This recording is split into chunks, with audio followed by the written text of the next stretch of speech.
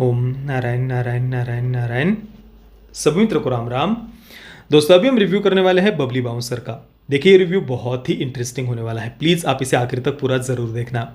देखिए बबली बाउंसर एक woman centric film है, महिला पात्र पर आधारित फिल्म है, पर फिर भी लिबरल्स इस फिल्म को पसंद क्यों नहीं कर रहे हैं, वे इस फिल्म को हेट क्यों कर रहे हैं, वे इस फिल्म को फेमिनिस्ट फिल्म क्यों नहीं कह रहे। इस फिल्म में गांवों का चित्रण जिस प्रकार से किया गया है उसे देखकर लिबरल्स को इतनी ज़्यादा पीड़ा क्यों हो रही है। हमारे गाँव के बारे में, गाँव के भोले भाले मासूम लोगों के बारे में लिबरल्स क्या सोचते हैं, और किसी फिल्म मेकर को अगर अपनी फिल्म के लिए लिबरल्स से, वोक से फेमिनिस्ट फिल्म होने का सर्टिफिकेट अगर चाहिए हो तो उसे समाज का चित्रण कैसे करना होता है। ऐसी बहुत सारी इंटरेस्टिंग बातों के बारे में इस वीडियो में मैं आपको बताने वाला हूं। प्लीज़ ये वीडियो आप आखिर तक पूरा ज़रूर देखना। तो बबली बाउंसर कल 23 सितंबर को डिज्नी प्लस हॉटस्टार पर रिलीज हुई। इसके को राइटर और डायरेक्टर है मधुर भंडारकर। फिल्म में मुख्य भूमिका में है तमन्ना भाटिया, अभिषेक बजाज, साहिल वैद्य, सौरभ शुक्ला आदि आदि। फिल्म कुल मिलाकर 1 घंटे और 58 मिनट की है। अब इस रिव्यू की हम शुरुआत करें उससे पहले बबली बाउंसर का एक रिव्यू मनी कंट्रोल वेबसाइट ने ये रिव्यू किया हुआ है, उसका एक छोटा सा पैराग्राफ मैं आपको पढ़कर बताना चाहता हूँ, फिर आगे हम बात करेंगे। Bhandarkar snack for finding interesting stories in cutting edge journalism is intact, as is his insistence on watering down those complex words into oversimplified binaries. Here the village and the big bad city, especially at night, sit on opposite ends of the good-bad spectrum. Attached to them are notions of purity and corruption of the soul, absolutes that seem forced given the setting. Haryana, where extreme conservatism and sexism exist. इस review में आगे एक line और हमें पढ़ने को मिलती है।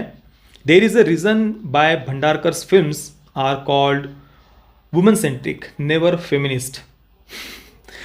मधुर भंडारकर की फिल्मों को वुमन सेंट्रिक तो वो होती है पर उन्हें फेमिनिस्ट नहीं कहा जाता। और ऊपर वो जो मैंने आपको एक पैराग्राफ तो पढ़कर बताया ही। तो कुल मिलाकर उन्होंने यहाँ पर ये कहने का प्रयास किया है, जितना मैं अपनी अल्पमति से समझ पाया, कि ये जो बहुत ही जटिल ऐसी दुनिया है उसे बहुत ही ज़्यादा ओवर सिंप्लीफाइड करके ब्लैक एंड वाइट के दृष्टिकोण से उन्होंने दिखाने का प्रयास किया है। एक तरफ है भारत के गांव, दूसरी तरफ है big bad cities specially at night, ये उन्होंने शब्द प्रयोग, वाक्य प्रयोग यहाँ पर किया है। तो एक तरफ गांव है, दूसरी तरफ है big bad cities specially at night. Night मतलब जो क्लब का, पब का जो कल्चर वगैरह उन्होंने दिखाया है, वहाँ पर ड्रग्स, ड्रिंक, स्मोक और जो भी बातें वो दिखाई जाती है उनको थोड़ा ज़्यादा नहीं, हाँ थोड़ा सा ऐसा निगेटिव वे में उन्होंने दिखाया है। और उसे करप्शन ऑफ सोल उन्होंने यहाँ पर वर्ड यूज़ किया है, मतलब जो इस प्रकार की लाइफस्टाइल जीते हैं उनकी आत्मा कैसे मलिन होती है, या फिर उनको थोड़ा सा निगेटिव वे में दिखाने का प्रयास किया है। हालांकि बहुत ही मुझे तो निगेटिव भी नहीं लगा, मैं तो उल्टा चाह रहा था कि उस प्रकार की लाइफस्टाइल को और ज़्यादा क्रिटिसाइज करना चाहिए था इस फिल्म में, पर उतना नहीं किया गया। पर थोड़ा सा निगेटिव दिखाया गया है उस एक कल्चर को या उस एलिट लाइफस्टाइल को। तो ये देखकर भी उनको पीड़ा हो गई कि भाई भारत के जो गांव है उनको क्या प्योरिटी ऑफ मतलब जो आत्मा की शुद्धता, उनका मन कैसे शुद्ध होता है, पवित्र होता है भारत के गांव के लोगों का। और दूसरी तरफ जो big bad cities specially at night, उनको कैसे निगेटिव दिखाया है, इससे उनको पीड़ा हो गई। और इसके बाद कहा है कि हरियाणा जहाँ पर एक्सट्रीम कंजर्वेटिज्म और सेक्सिज्म एग्जिस्ट करता है, वहाँ के लोगों को फिल्म में इतना भोला भाला और मासूम कैसे दिखाया गया, ये बहुत ही ज़्यादा ओवर सिंप्लीफाइड वगैरह उन्हें लगा। गांव के लोगों को भोला भाला और मासूम कैसे दिखा दिया। और इसी कारण से आगे शायद उन्होंने ये लाइन लिखी है कि भंडारकर, मधुर भंडारकर, उनकी फिल्म में वुमन सेंट्रिक तो होती है पर उन्हें फेमिनिस्ट नहीं कहा जाता। कुल मिलाकर अगर आपको फेमिनिस्ट फिल्म बनानी हो ना, मतलब अगर आपको लिबरल्स से, वोक्स से फेमिनिस्ट होने का या अपनी फिल्म को फेमिनिस्ट फिल्म का सर्टिफिकेट अगर आपको चाहिए हो, तो सबसे पहले तो आपको छाती कूटना सीखना होगा। समाज के नाम से, पेरेंट्स के नाम से, बुजुर्गों के नाम से, फैमिली सिस्टम के नाम से, मैरिज के इंस्टीट्यूशन के नाम से, जो भी आप जितना भी छाती कूट सकते हैं जिन जिन बातों को लेकर, रीति रिवाजों को लेकर, परंपराओं को लेकर, संस्कृति को लेकर, पुरुषों को लेकर, सो कॉल्ड पेट्रियार्की को लेकर। और हाँ, सबसे महत्वपूर्ण बात तो रह गई, फिल्म का विषय किसी न किसी प्रकार से सेक्सुअल लिबरेशन से जुड़ा हुआ होना चाहिए। ये तो मस्ट है, बस छाती कूटना आपको आना चाहिए फिल्मों में, बस वैसा ही आपको दिखाना होगा। जो भारत के गांव के जो मासूम भोले भाले लोग हैं या जो मध्यम वर्गीय परिवार है, उनको आपको दरिंदों की तरह दिखाना होगा। बिल्कुल मॉन्स्टर्स, आतंकवादियों से भी खूंखार आपको दिखाना होगा, क्योंकि आजकल फिल्मों में हम देखते हैं कि भाई जो आतंकवादी होते हैं उनको भी जस्टिफाई करने का प्रयास किया जाता है, उनके प्रति भी किसी न किसी प्रकार से सिंपैथी पैदा करने का प्रयास किया जाता है। इसी हफ्ते देखिए धोखा फिल्म रिलीज हुई है, ज़्यादा दूर जाने की भी ज़रूरत नहीं। ऐसा हर महीने ही कहीं ना कहीं पर कुछ ना कुछ ऐसा वेब सीरीज फिल्म रिलीज हो ही जाती है जिसमें आतंकवादियों के प्रति भी सिंपैथी पैदा की जाती है। पर जो बुजुर्ग होते हैं, पेरेंट्स होते हैं, रीति रिवाज होते हैं, परंपराएं होती है, संस्कृति होती है, वो तो सबसे बड़ा खतरा है दुनिया के लिए। उनके नाम से तो आपको छाती कूटनी ही होगी। उन पेरेंट्स को, बुजुर्गों को आपको जितना हो सके दरिंदा, खूंखार, मॉन्स्टर्स जो अपने बच्चों के खून के प्यासे बने हुए हो, इस प्रकार से आपको दिखाना होगा। वो चाहे भारत के गांव के भोले भाले मासूम लोग हो, या मध्यम वर्गीय परिवार हो, या ट्रेडिशनल फैमिलीज हो।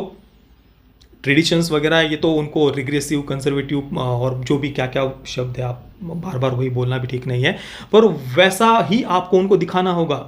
अगर किसी इक्का दुक्का फिल्म में भारत के गांव के लोगों को भोला भाला दिखा दिया जाए ना, उनकी मासूमियत को अगर दिखा दिया जाए ना, तो तकलीफ होने लगती है। अब यहाँ पर उनको बाइनरीज, ब्लैक एंड वाइट, अच्छा बुरा डायरेक्टली ऐसे दिखा दिया, लेयर्स नहीं है वगैरह वगैरह, ओवर सिंप्लीफाइड करके दिखाया, ये जो बातें कही गई है इसी फिल्म में थोड़ा सा अब अपोजिट दिखाया जाता ना। अब जो गांव दिखाया है हरियाणा का, वहाँ के लोगों को अगर दरिंदा दिखाया जाता है जो अपने बच्चियों को बस ऐसे पटक पटक कर मार रहे हैं, बस डंडे लेकर के बैठे हुए हैं, महिलाओं पर बस अत्याचार पर अत्याचार किए जा रहे हैं। जैसे वो NH10 वगैरह फिल्म आई थी, आपको याद होगी शायद, उसमें भी हरियाणा के गाँव को, मतलब NH10 ही नहीं, ज़्यादातर आप फिल्में देख लीजिए, लिबरल्स की जितनी भी प्यारी प्यारी फिल्में हैं उनमें हरियाणा, राजस्थान या ओवरऑल जितने भी भारत के गांव हैं उनको कैसे स्टेरियोटाइप किया जाता है या कैसे दिखाया जाता है। मतलब भारत के गांव के लोगों में इमोशंस तो होते ही नहीं है, वो दरिंदे होते हैं, राक्षस होते हैं, मॉन्स्टर्स होते हैं, और आपको उनको वैसे ही स्टेरियोटाइप करना होगा। उससे अलग हटकर किसी इक्का दुक्का फिल्म में अगर उनकी, वो कितने मासूम भोले भाले होते हैं, उनमें भी हृदय होता है, वे भी अपनी बच्चियों को प्रेम करते हैं, ये अगर दिखा दिया जाए तो उनको टारगेट किया जाता है। उन फिल्मों को नहीं दिखा सकते आप किसी ट्रेडिशनल हिंदू फैमिली को, या किसी गांव के मासूम परिवार को, या किसी मध्यम वर्गीय फैमिली को। मिमी फिल्म का उदाहरण ले लीजिए। मिमी पर तो मैंने पूरा अलग से ऐसे कई सारे रिव्यूज़ मैंने आपको दिखाए थे, क्या क्या कहा गया था उस फिल्म में। क्योंकि एक मध्यम वर्गीय परिवार अपनी बेटी से प्रेम करता है, वो थोड़ा सा उनको दरिंदों की तरह उसमें नहीं दिखाया गया, सामान्य जैसे मध्यम वर्गीय परिवार होते हैं वैसे दिखाया गया है, मातृत्व का सम्मान किया गया है। इस कारण से कितनी पीड़ा हो गई थी। मतलब साल भर में कोई इक्का दुक्का भी फिल्म ऐसी आ जाए ना तो भी पीड़ा होने लगती है। वैसे मैं लिबरल्स की भी गलती नहीं कहूँगा, या जिन्होंने ऐसा रिव्यू लिखा है या लिखते हैं, मैं उनकी भी गलती नहीं कहूँगा, क्योंकि भाई एक माइंडसेट ही वैसा बना दिया है बॉलीवुड ने हमारे भारत के गाँवों को लेकर, मध्यम वर्गीय परिवारों को लेकर, रीति रिवाजों को लेकर, परंपराओं को लेकर, कि उनको अच्छा देखा ही नहीं जाता। कैसे दिखा दिया भाई अच्छा उन बातों को। उनके नाम से तो हमें छाती कूटनी है ना, छाती कूटे बगैर वो फेमिनिस्ट फिल्म कैसे हो पाएगी। अब बबली बाउंसर की हम बात करें तो तमन्ना भाटिया का जो कैरेक्टर है काफ़ी स्ट्रॉन्ग, उसे विक्टिम नहीं दिखाया है। समाज, पेरेंट्स, बुजुर्ग वगैरह किसी के नाम से वो छाती नहीं कूट रही है। वो अपने गांव की मैथ टीचर के बेटे के प्रेम में पड़ जाती है। अब वो जो मैथ टीचर का बेटा है, विराज उसका नाम दिखाया है, बाहर से पढ़कर आया है, शहर में रहता है, एक कॉर्पोरेट जॉब उससे मिली हुई है, उसके कुछ ऐसे एलिट माइंडसेट के ही कुछ ऐसे दोस्त वगैरह है, क्लब वगैरह में जाना, पार्टी वगैरह करना, इस प्रकार की उनकी लाइफस्टाइल है। अंग्रेज़ी में एक दूसरे के साथ में बातें वगैरह करते हैं। तो बबली पहली बार में देखकर उसकी पर्सनैलिटी से बहुत वो प्रभावित हो जाती है, और उसके पीछे पीछे जाने के लिए, अब वो दिल्ली में रह रहा है तो वो अपने पिता को भी मना लेती है। अब एक कुकू नाम का गाँव का लड़का दिखाया है, बहुत ही प्यारा कैरेक्टर था यार वो। मतलब हरियाणा के गाँव का लड़का दिखाया है, पहलवान उसे दिखाया है, और उसे भोला भाला और मासूम दिखाया है, हृदय का अच्छा दिखाया है। साहिल वैद्य ने वो कैरेक्टर प्ले किया है, बड़ा प्यारा कैरेक्टर था वो, हृदय का अच्छा दिखाया है, महिलाओं का सम्मान करता है। उसके साथ फिर पिता मान जाते हैं कि भाई चलो कुकू उसको पसंद करता है, तो शादी के लिए पहले बबली भी हाँ कह देती है, तो उसके साथ पिता जाने देते हैं उसे। तो बाउंसर की जॉब वो करने लगती है। पर बाद में वहाँ जाने के बाद में ये जो विराज, जो एक अब्रोड बाहर से पढ़कर आया हुआ है, उसकी मानसिकता के बारे में बबली को पता चलता है। हालांकि बहुत ज़्यादा निगेटिव उसे नहीं दिखाया, पर हाँ अपनी एक ऐसी है उसके अंदर अहंकार, अपने अंग्रेज़ी में बात करने को लेकर, अपनी लाइफस्टाइल को लेकर, अपनी डिग्री, पढ़ाई वगैरह जो भी है उसको लेकर उसके मन में एक अहंकार था। वो एक सीन में बबली का अपमान करता है, उसको नीचा दिखाता है। उसके बाद बबली की आंखें खुलती है। हालांकि बबली का जो कैरेक्टर उसे और बहुत बढ़िया तरीके से दिखाया जा सकता था। और ज़्यादा हमें उस कैरेक्टर से डायरेक्टर जोड़ सकते थे, और ज़्यादा उसके प्रति हमारे मन में कुछ इमोशंस, भावनाएं डायरेक्टर जगा सकते थे। अभी तमन्ना भाटिया ने उस कैरेक्टर को जिस प्रकार से प्ले किया है, वो तो एक्सेंट थोड़ी सी फेक लगी रही थी। ठीक है, उन्होंने बहुत प्रयास किया उस हरियाणवी एक्सेंट को लाने के लिए, पर फिर भी वो उतना नेचुरल नहीं लग रहा था। एक्सेंट को भी अगर हम छोड़ दें तो भी जिस प्रकार से उस कैरेक्टर को लिखा गया है ना, मतलब अब गांव का उसे दिखाना है, इसलिए वो बस ऐसे इतनी इतनी इतनी भर भर कर 12-12, 15-15 रोटियां खा रही है, सबके मुंह पर वो डकार दे रही है। भाई इतने भी मतलब गांव के लोगों में भी मैनर्स होते हैं, वो भी इतने तो बेवकूफ़ नहीं होते। उस कैरेक्टर को और बढ़िया तरीके से लिखा जा सकता था। जो विराज का कैरेक्टर है, बाहर से पढ़कर आया है, उसको और थोड़ा सा वो जो एक एलिट माइंडसेट की जो एक खुशकी होती है ना दिमाग में, घमंड, एरोगेंस जो होता है ना, उसे और बढ़िया तरीके से दिखाया जा सकता था। पर मधुर भंडारकर जी शायद कोई भी नाराज़ ना हो, थोड़ा सा बैलेंस करने के चक्कर में वो उतना बढ़िया तरीके से शायद नहीं दिखा पाए इन सब बातों को। शायद एलिट्स भी नाराज़ ना हो जाए, थोड़ा सा उनको निगेटिव दिखाए। वैसे तो वो हो ही गए नाराज़, अपने आप को लिबरल वोक समझने वाले, वो थोड़ा सा भी उस एलिट लाइफस्टाइल को निगेटिव वे में नहीं देख सकते। हाँ, गाँव को आप जितना चाहे दरिंदों की तरह दिखा दो, तब उन्हें वो बाइनरी, ब्लैक एंड वाइट, ये सब बातें याद नहीं आएगी। पर हाँ, ये फिल्म डेफिनेटली और बहुत बेटर हो सकती थी। मैं कोई इस फिल्म को बहुत बढ़िया ऐसा नहीं कह रहा, डायरेक्शन और बहुत बेटर हो सकता था, कैरेक्टर्स को और अच्छी तरीके से लिखा जा सकता था, यही जो मैसेज है वो और बेटर वे में दिया जा सकता था। पर ओवरऑल जो मूल भावना थी फिल्म की, वो मुझे पसंद आई। हाँ, और बेटर हो सकती थी, वो एक अलग बात है। पर देखिए, क्रिटिसिज्म इस फिल्म को किन बातों को लेकर किया जा रहा है, इस फिल्म को क्रिटिसाइज, कि भाई हरियाणा को उन्होंने क्या extreme conservatism and sexism exist ये कहा है। आपने पूरे के पूरे स्टेट को ही स्टेरियोटाइप कर दिया। लिबरल्स तो हमेशा कहते हैं भाई ये स्टेरियोटाइप मत करो, वो स्टेरियोटाइप मत करो। अब जो वो एलिट लाइफस्टाइल है, क्लब पब कल्चर वगैरह, क्या मतलब उसको तो थोड़ा सा भी निगेटिव नहीं देख सकते। पर गाँव को, पूरे के पूरे स्टेट को आप स्टेरियोटाइप कर सकते हैं, जिस स्टेट से हमारे खेल के क्षेत्र में कितनी सारी बच्चियां, कितनी सारी लड़कियां उन्होंने देश का नाम गौरवान्वित किया है, जिस स्टेट से, उसको ये पूरा पूरा स्टेरियोटाइप करके रखना चाहते हैं दरिंदों की तरह। आपको याद होगा दोस्तों, लाइगर फिल्म के रिव्यू में भी मैंने आपको ये बात कही थी। उसमें अनन्या पांडे का जो कैरेक्टर था, उसे भी फिल्म की शुरुआत में ऐसे स्पॉइल्ड ब्रैट की तरह दिखाया है। उस एलिट लाइफस्टाइल को थोड़ा सा निगेटिव वे में थोड़ा सा क्रिटिसाइज वहाँ पर लाइगर की शुरुआत में किया है। हालांकि अनन्या पांडे के कैरेक्टर को एंडिंग में उन्होंने जस्टिफाई किया है, वो शुरुआत में वैसा क्यों कर रही थी उसको भी उन्होंने एंडिंग में किसी न किसी प्रकार से जस्टिफाई किया था। मतलब उस एलिट जो कैरेक्टर उसको दिखाया है, उसको भी पूरी तरीके से कोई निगेटिव उन्होंने नहीं दिखाया था। पर फिर भी जो एलिट क्रिटिक थे, उन्होंने इस बात पर आपत्ति दर्ज कराई थी, भाई इस अनन्या पांडे के कैरेक्टर को इतना निगेटिव कैसे दिखा दिया, इस प्रकार से उसे कैसे लिखा गया उस कैरेक्टर को।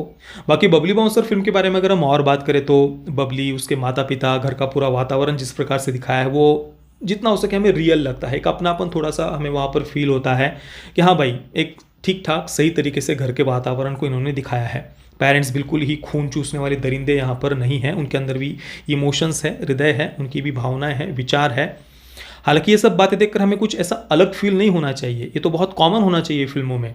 फिल्में या कला और साहित्य के क्षेत्र को समाज का दर्पण कहा जाता है, समाज का आईना कहा जाता है, तो ये तो कॉमन बात होनी चाहिए ना। परिवार को ऐसे ही हमें देखने को मिलने चाहिए, ऐसे ही परिवार फिल्मों में। पर बॉलीवुड की फिल्म में ऐसा हमें देखने को मिले, वो हमें एक एक्सेप्शन लगता है कि भाई कुछ अलग देख लिया हमने। तो बाकी बबली, उसकी एक मित्र दिखाई है पिंकी, उनकी फ्रेंडशिप भी मुझे पसंद आई। गांव का वातावरण भी ठीक ठाक तरीके से उन्होंने फिल्म में दिखाया है।